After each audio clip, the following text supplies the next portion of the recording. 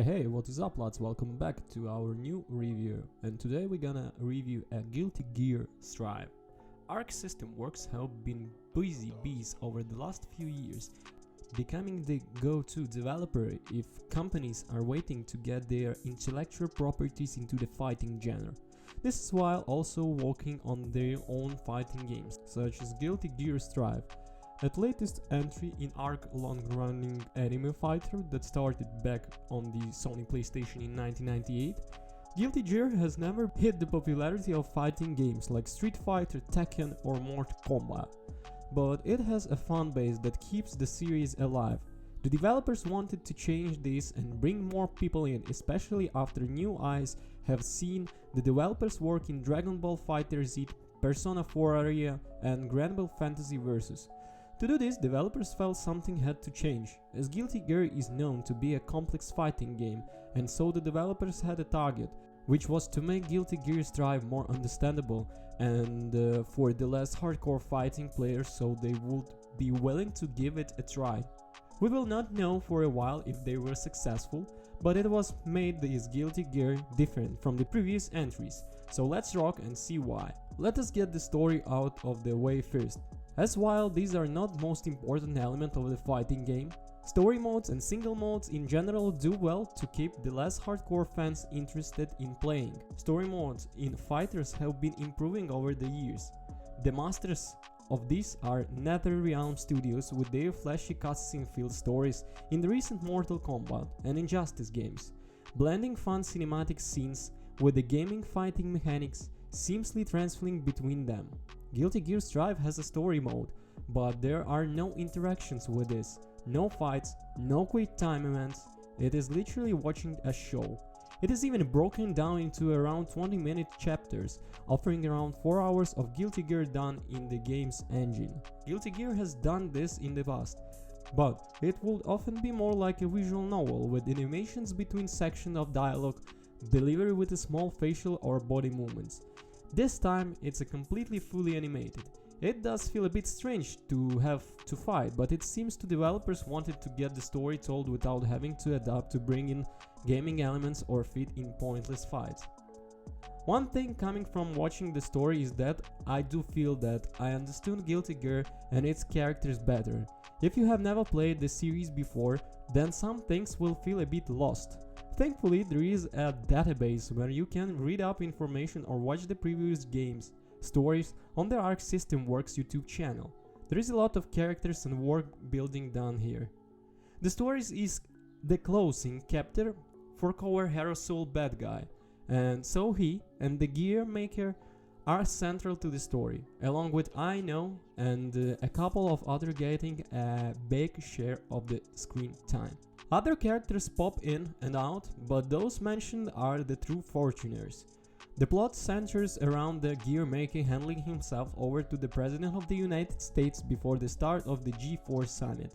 The Gear Maker wants to bring peace to the world and has a plan to do it while in the safety of a secure room where no one can get in without the President. Of course, this is all over the news, and so certain characters want to get the Gear Maker and his tome for own needs. The story finally becomes an alternative version of something like Olympus Has Fallen White House Down, but set in the world Guilty Gear. The story is rather entertaining enough that I watched it all in one sitting. Taking off single player options, there are not many modes to take part in. There is a mentioned story mode to watch, there is also arcade mode, survival mode, versus mode, for local or CPU play, tutorial mode and mission mode. The latter two are the most important, it teaches players how to play the game. The tutorial is very basic, learning how to move, jump, block and that's all. But the mission mode is where things become much more interesting. Mission mode delves into the deeper mechanics of Guilty Gear Strive. It is broken into 5 groups, with each demonstrating more complexity. Mission mode begins with the topics like throwing, dashing, bursting special moves and some of the Guilty Gear unique mechanics, like Gatling combos. Things begin to get more intense further into the missions as topics like yellow, blue, red and purple Roman cancels, how to look out of hit confirms, frame advantage, wall tech, fuzzy guard and even throwing in match tutorials, which help you in fights against the characters, something often missing from the fighting games. This is one of the better tutorials in a fighting game, and a video demonstration are added to each one to help people follow what needs to be performed. There is no dedicated combo trial mode, but some basic combos are learned with the characters in mission mode, as the game lets some trials done with any fighter. It will be interesting to see if these are updated in future when new characters are added to the roster, as the developers have mentioned that some downloadable content will add new modes. One of those sounds absolutely brilliant, as it allows users to upload combo trials to the internet that people can download. Which means if someone finds a new combo string, this can be shared with the game for the people to attempt it themselves. I cannot wait for this mode. It means I no longer have to scour the internet for the new G1 attack, but until then YouTube is my source of cool combos. Mission mode shows that complexity is still in Guilty Gear Strive. There are plenty of mechanics to learn, but the main core of fighting has been changed thanks to the revamped fighting engine and philosophy, which means goodbye to some of the mechanics we have enjoyed, such as blitz attacks, danger time, instant kill, and dead angel attacks. One of the biggest changes in focus on damage and how they impacts the combos. Strive has tried to move away from remembering long combos for maximum damage. That does not mean combos are dead, not at all, because fancy combos can and will still be performed by the pro gamers, thanks to the mechanics like Roman cancel, but decent damage can still be done by smaller combos. Arc System Works has felt that turning up the damage from the shooter combos keep player engaged, and in a way it does give the feeling that less skilled players are doing something good against another player.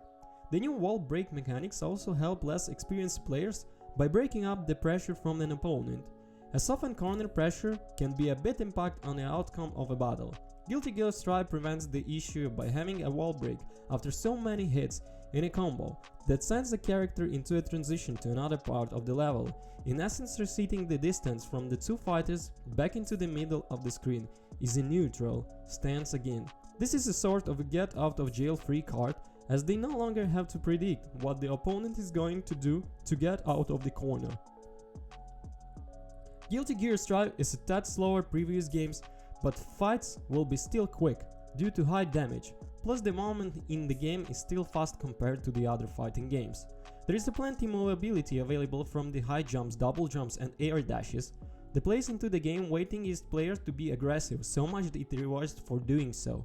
Hitting a counter is met with a meaty effect that slows the game down for a quick instance to give time to follow up with the inputs. The developers have made it key that opportunities to attack are made very clear from these slow motion or stun animations, which promotes being aggressive.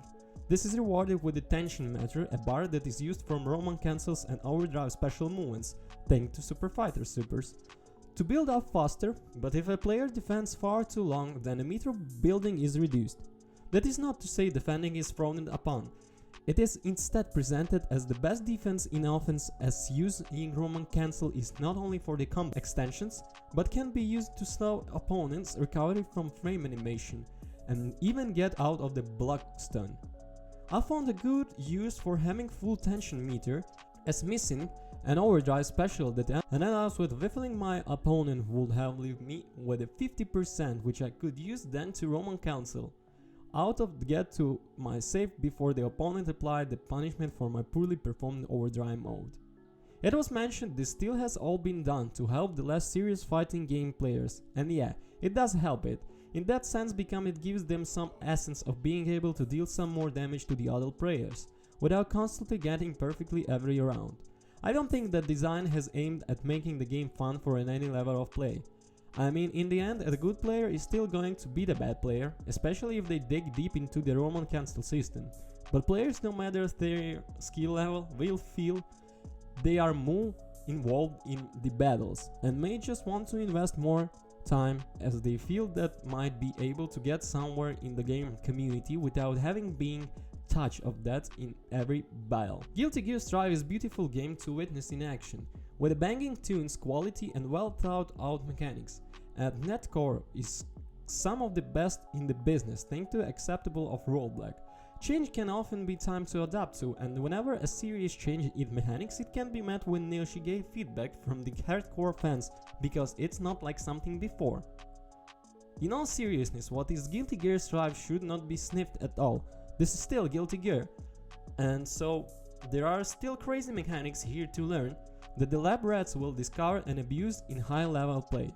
The thing is that now the game is easier to understand, which is huge positive, as trying to push too much complexity can become a detriment to the game.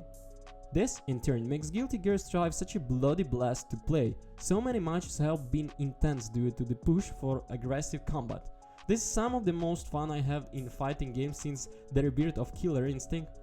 Overall, Guilty Gear Strive is a fantastic entry in the series that should be given short, but anyone who will enjoy fighting games or want to get their fingers on some hyperactive one-on-one action with their friends or the online community. Now I'm jumping back online and I just can't get enough of smell of the game.